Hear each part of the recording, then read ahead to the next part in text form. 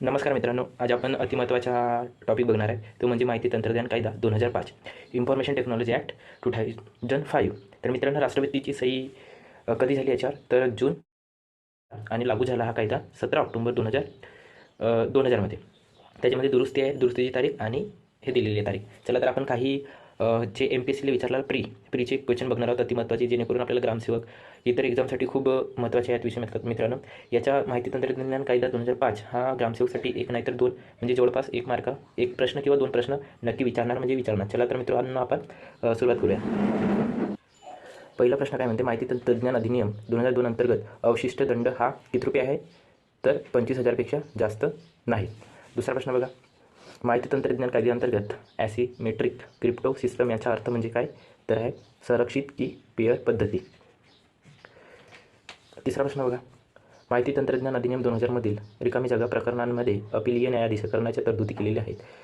तर कोणत्या प्रकारामध्ये? याचं उत्तर आहे 10व्या.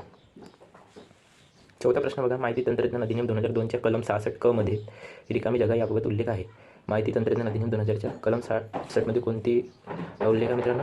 तर याचं उत्तर आहे ओळख चोरीबाबत शिक्षा. पाचवा प्रश्न बघा, ए याने बीचा ईमेल हॅक करून सीची बदनामी केली तर एने माहिती तंत्रज्ञान कायदा 2000च्या अंतर्गत कोणता गुन्हा केला? तर कोणता गुन्हा आहे? Identity theft. सहावा प्रश्न बघा, माहिती तंत्रज्ञान अधिनियम 2000 कलम मध्ये सायबर दहशतवादासाठी शिक्षेची तरतूद दिलेली आहे. तर कोणती कलम आहे? माहिती तंत्रज्ञान अधिनियम 2000 कलम 66F.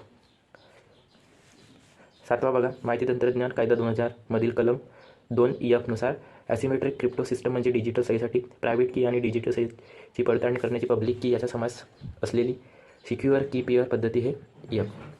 आठवा प्रश्न बघा, सायबर अपिलेट ट्रिब्युनलच्या अध्यक्ष व सदस्यांची निवड कोण करतात? तर उत्तर आहे भारताचे सरन्यायाधीशांचे सल्ल्याने केंद्र सरकार.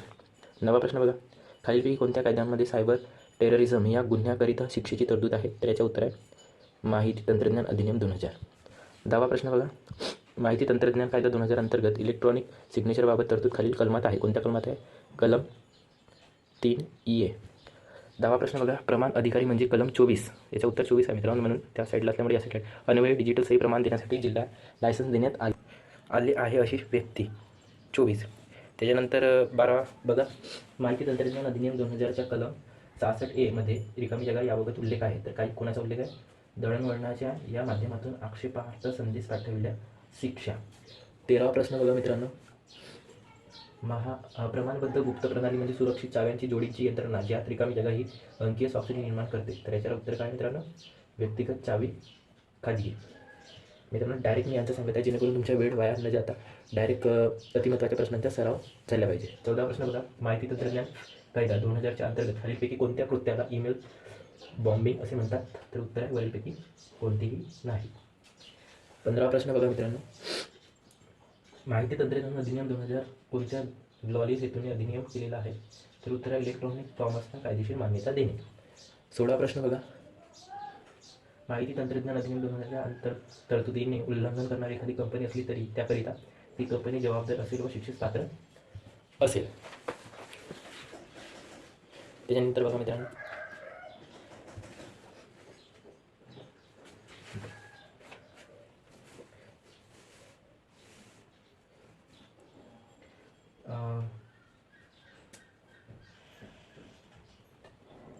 त्या कंपनीचा व्यवसाय करण्यास जबाबदार असलेल्या व्यक्तीने त्या बाबींकडे दुर्लक्ष केला असल्यास तोही जबाबदार ठरेल व शिक्षेस पात्र असेल. हा आहे मित्रांनो.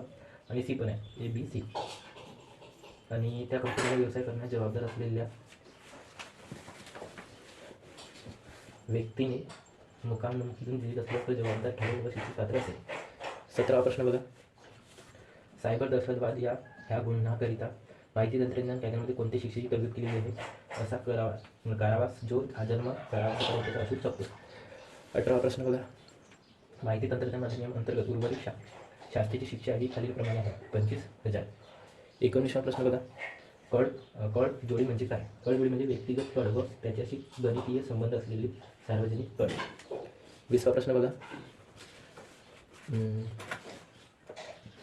पुढे माहिती तंत्रज्ञान कायद्या संदर्भात काही विधाने दिलेली आहे.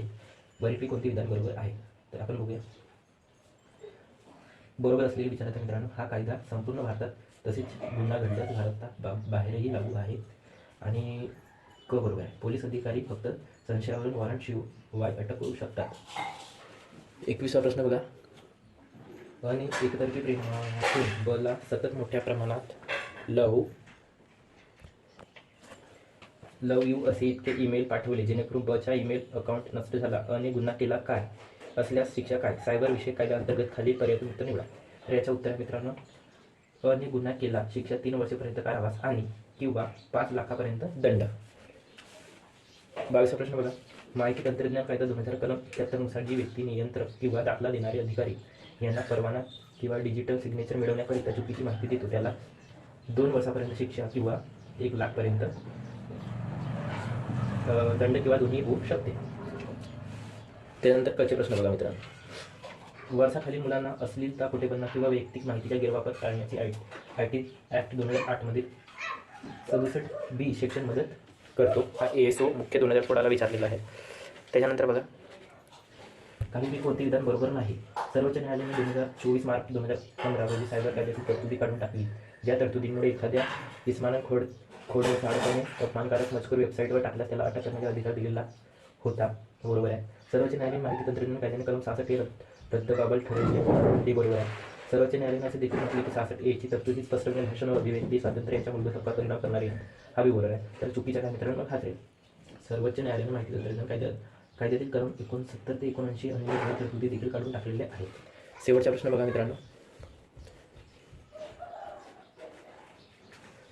माहिती तंत्रज्ञान कायदा 2000 अन्वये हॅकिंग करण्याच्या गुन्ह्यासाठी कमाल 3 वर्षापर्यंत तुरुंगवास अथवा कमाल 2 लाख रुपये दंड अथवा दोन्ही होऊ शकते. मित्रांनो, हे होते आजचे अति महत्त्वाचे माहिती तंत्रज्ञान कायदा 2005 जे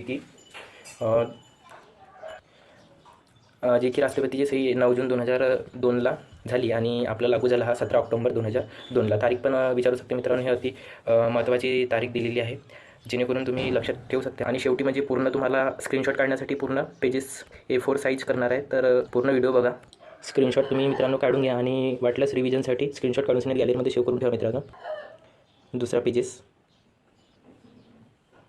मित्रांनो, माझा छोटासा प्रयत्न तुम्हाला आवडल्यास नक्की व्हिडिओला लाईक करा, मित्रांना शेअर करा आणि चॅनलला सबस्क्राईब करा जेणेकरून असेच कमी वेळेत अतिमहत्त्वाची आणि क्वालिटी माहिती तुम्हाला मिळत राहील. धन्यवाद.